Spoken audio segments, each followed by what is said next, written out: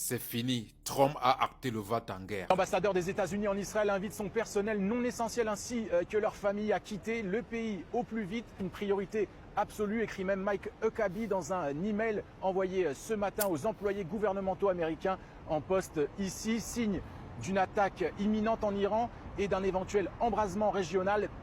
Ah oui, c'était clair et visible que les Américains ont agité ces pourparlers comme un écran de fumée. Ils savaient ce qu'ils sont en train de préparer. Washington a ordonné à son personnel non essentiel de quitter Israël et les pays du Golfe immédiatement.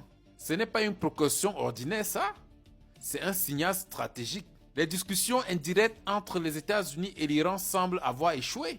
Et dans les cercles sécuritaires, un mot circule: imminence. Selon plusieurs sources et le Washington Post, certains proches du Pentagone, des options militaires seraient prêtes. Pas une invasion, des frappes ciblées et chirurgicales, nous rapporte-t-on. Mais Téhéran a déjà répondu aussitôt face à ces allégations. Les gardiens de la révolution affirment avoir identifié des cibles stratégiques américaines en retour dans toute la région du Golfe et du Moyen-Orient. Bases militaires, infrastructures, actifs navals. En fait, l'Iran a préparé déjà du lourd, tout est ciblé et verrouillé. Autrement dit, la riposte serait automatique. On n'est plus dans la dissuasion théorique. On est dans une mécanique d'escalade aggravée. Une première frappe américaine déclencherait simultanément une action calibrée. Cette réaction pourrait embraser la région. On ne cesse de le rappeler. La question n'est plus si les tensions sont graves.